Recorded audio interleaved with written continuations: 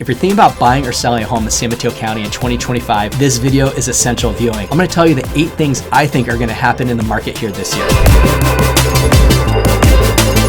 My first prediction is that interest rates are going to remain flat this year. So they peaked in May of last year at about 7.2%, and then they're kind of hovering about 6.8% right now. But if you're working with the right lender, you're going to be able to get that rate quite a bit lower. However, they're not as low as they were before. But I do think this year we're going to see them remain relatively flat, and I think we're going to see the economy do super well this year, especially with people feeling good about it. Their portfolios way up about 26% since last year in the S&P 500. Bitcoin is up over 50% since Trump was elected. And how is that important to San Mateo County? Well, crypto is huge here. I actually had a client who I represented a number of years ago selling their home in Burlingame, and they had invested about $100,000 into Ethereum way back in the day. And then that grew over time to, I think they got into it for about $300,000, and that became worth close to $100 million at that point. And then of course they ended up buying a much bigger house than the one that they owned. But I do think this is very fascinating because that's just one person. There's hundreds of people invested in crypto just around here. Obviously there's thousands globally, but just in our little market here in San Mateo County, crypto is something that we want to keep an eye on for how that's going to affect the market this year. It's important to note that we're talking about loans that are conforming, and that's up to about $1.1 million. And obviously with a median home price here of almost $2 million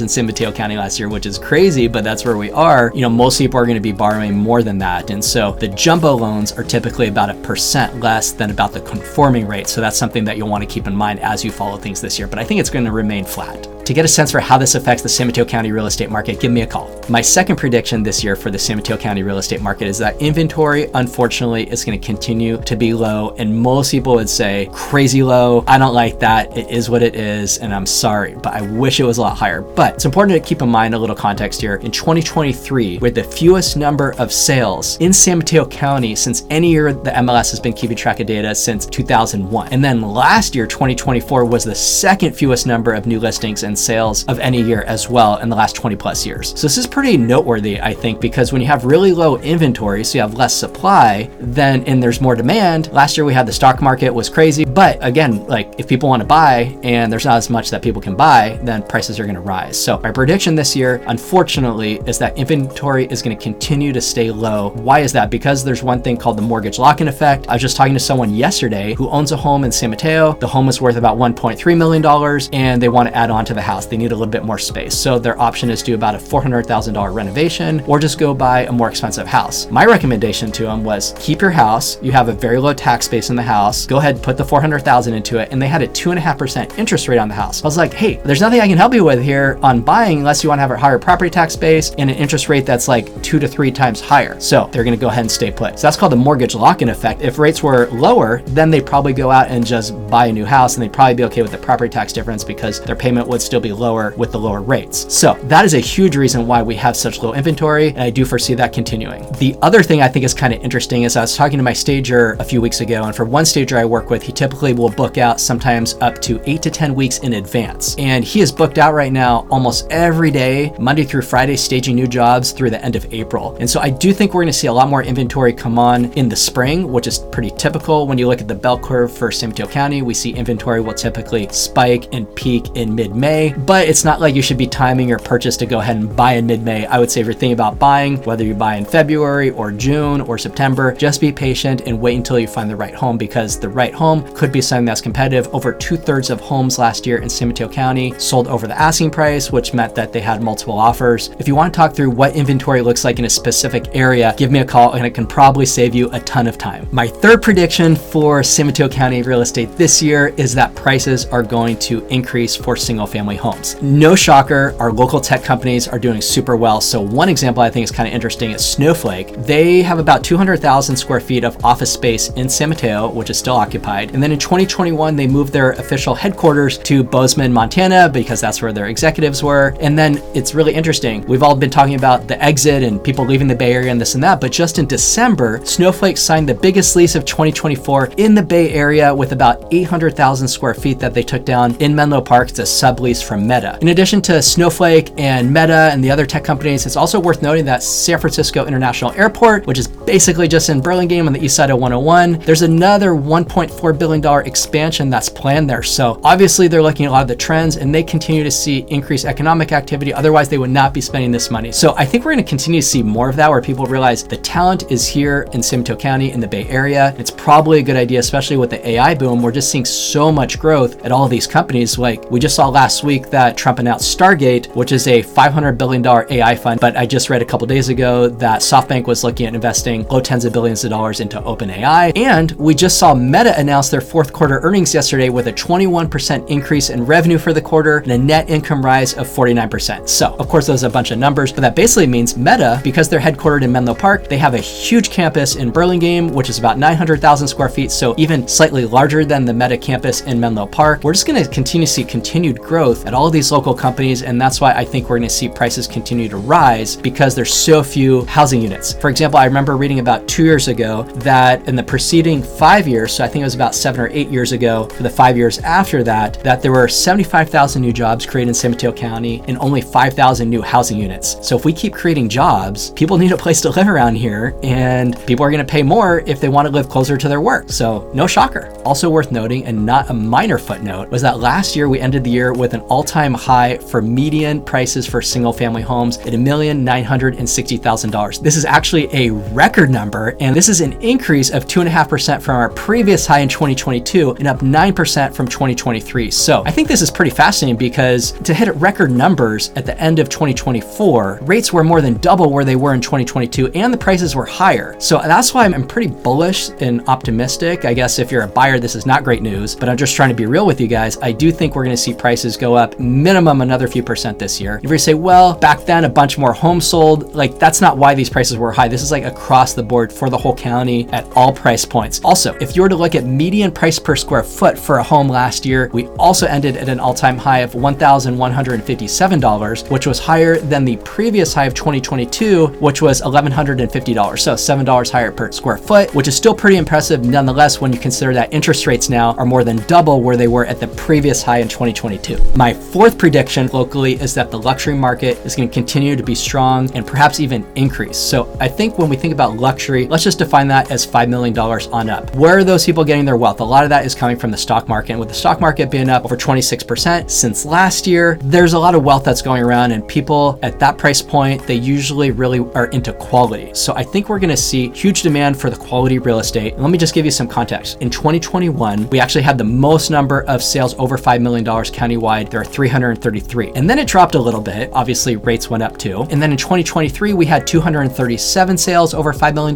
Then last year, we had 261 sales over $5 million. Even though the number of sales might go up a little bit, which I do believe will happen, even though the overall market, I think, will be kind of flat from an inventory perspective, I think what we'll see is an increase in price per square foot for luxury properties, because the luxury buyer at these higher price points, if they have an opportunity to buy quality, they're going to do that. Or if they have an opportunity to buy something that they can tear down, I'm seeing more and more clients who can afford to buy between $5 and $10 million, but they're also thinking that they can build the same thing at a similar price and get more of what they want. But that's probably only about 20% of the people I have conversations with who can afford to do so. See, about 80% would rather just write a check and are willing to pay a premium to get that, because they can save easily 2 to 3 years. Just a few days ago, I was just driving past a client of mine's home in the Burlingame Park neighborhood, and they bought about 2.5 years ago, and the person who they bought it from had bought that property a year before, and then they got plans approved, and then my client paid a little bit of a premium because they saved about a year. And once those plans were approved, then my client got their general contractor, they had a family member who was an architect, and they went ahead and built out the project, and it was very valuable for them because they saved all that time. The other reason why I think the $5 million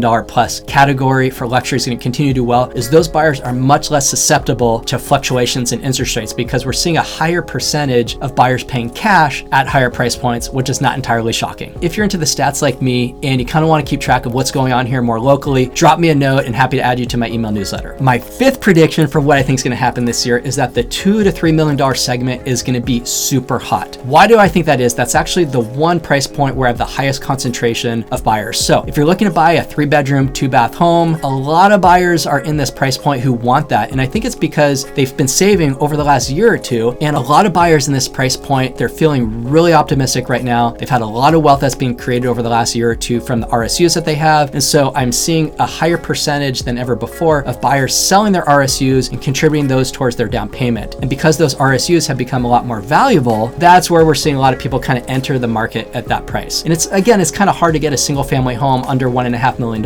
And I think once you kind of get to about $2 to $3 million, you're going to be getting a home that's probably in a flatter location, that's walkable, trick or treatable, tree line neighborhoods. And that's where a greater percentage of buyers are really looking. And that's why I think we're going to see a lot of continued pressure in that $2 to $3 million price point. So some of the neighborhoods that I think are going to be super hot this year are going to be in neighborhoods that are close to downtowns with shops or restaurants like downtown Burlingame, San Mateo, San Carlos, parts of Redwood City, Millbrae. I think if you're closer to downtown, we're seeing a higher percentage of buyers who want to be walking distance to stuff. And that could again be the shops or restaurants. It could be a park. It's not just younger buyers. There's also people who are downsizing who are a little bit older and they want to be flat and one level homes and close to things and have people be near their kids. So I think we're going to see continued growth in this market. And those places in particular, I think we're going to see that growth. In Burlingame, it's going to be some of the flatter neighborhoods like Burlingame Gables, Burlingame Terrace, Lion Hogue, Burlingame Park, Burlingame Village. In San Mateo, I think we're going to see a lot of demand this year in the Beresford Park neighborhood. So Beresford Manor, San Mateo Terrace, and then also Baywood, Aragon, Baywood Knolls, which are all walking distance to Central Park in downtown San Mateo. And San Carlos in particular, I think White Oaks and Howard Park are also really going to be well positioned. Basically homes with excellent floor plans in good condition. They're going to be pretty rare. And so those are going to be super sought after. If you want to find opportunities in this competitive market, give me a call, shoot me an email, and we can talk about your specific situation. My sixth prediction this year is that condo values are going to remain stable or drop a little bit, and with one interesting caveat. But first, we've actually been seeing a downward trend in median condo pricing, which is small but noteworthy, with the median being about $810,000. So you don't need to remember that number, but what is interesting is that over the last 3 years, condo pricing has dropped about 3.5% to match 2021's numbers. But when we go from 2020 to 2024, we're seeing appreciation of a little over 2%. So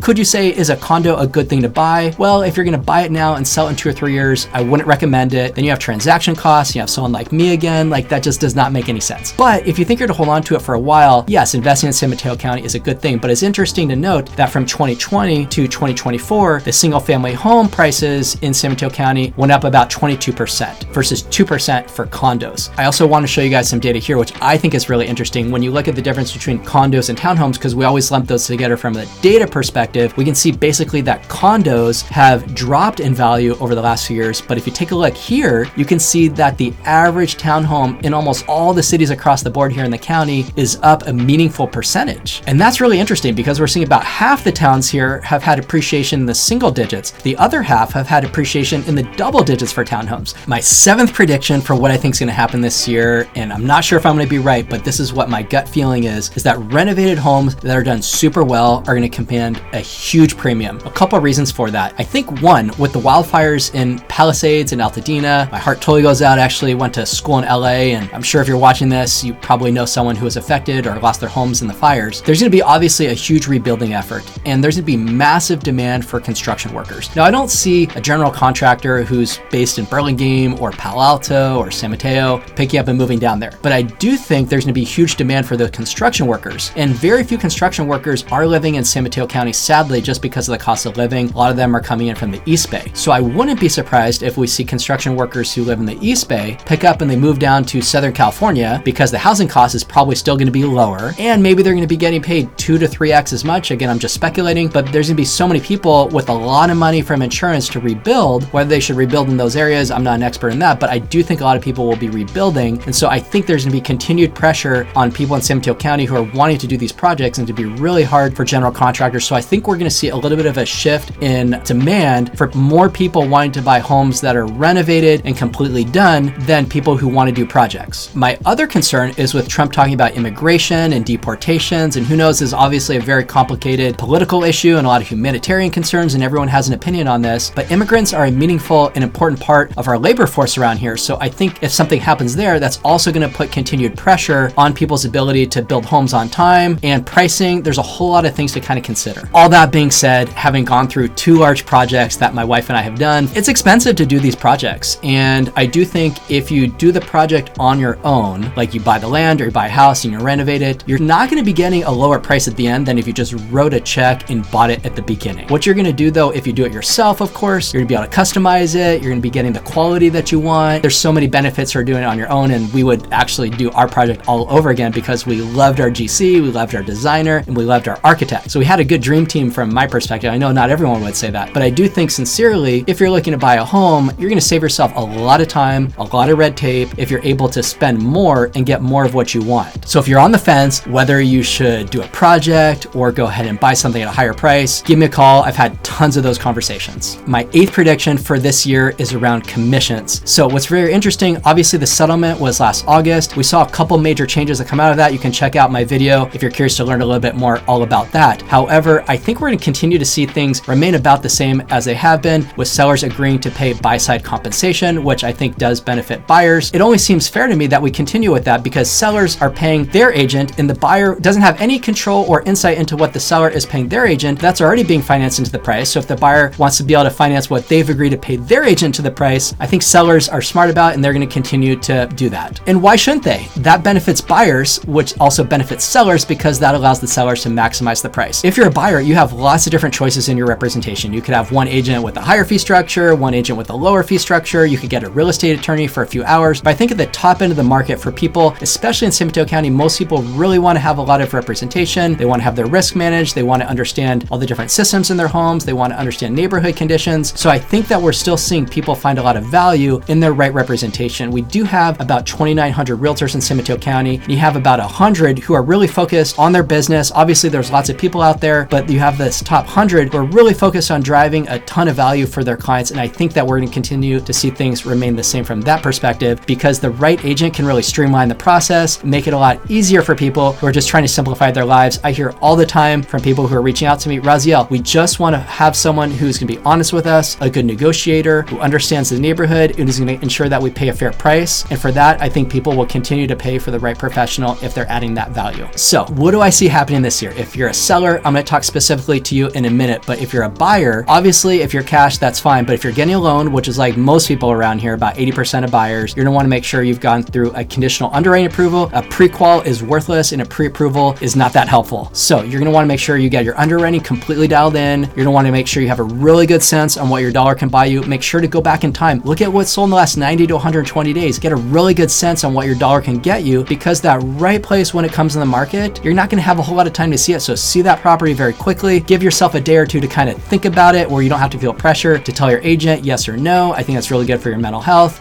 Then review all the reports. If you have questions about them, reach out to your agent, do a deep dive with them, reach out to the home inspector, talk to them on the phone, bring in an engineer, do a pre-purchase inspection. There's so many different things that you can do to position yourself to be successful, because this market with multiple offers, it can be kind of hard. And there's no reason, in my view, if you have your expectations set well in advance, that you can't even have fun at the same time. So that is my view. If you're going to spend this much money and you've worked super hard to get to this point, you might as well enjoy the process. And if you're a condo buyer this year and you're in a 2-bedroom condo, you have 2 kids now, and someone sleeping in a closet, like that is not good. I would just say, go ahead and make that move. If you're a seller, the first and second quarter of the year are usually a pretty good time to make a move, especially if you're a move up buyer or a move down buyer, because the sooner you're able to kind of get the ball rolling, at least you're going to have a chance to participate in whatever could come on the market this spring. So if you're a buyer where you can go ahead and buy first without selling, okay, great. Congratulations. That is a huge privilege and a huge luxury, and definitely take advantage of that good fortune that you have. Or if you're in a position where you need to sell first and then buy, I would say go ahead and do that soon, because that way at least you'll have an option for a lot more inventory to choose from, because once we get to June and July, we start to see some price adjustments. So we have some good buys that you can get, but there's just a lot less new inventory that's kind of coming on the mid to latter part of the year. And then things will pick up again right after Labor Day. So if you're thinking about making a move this year, we're here to do what's best for you. Give me a call if you want to talk about your specific situation.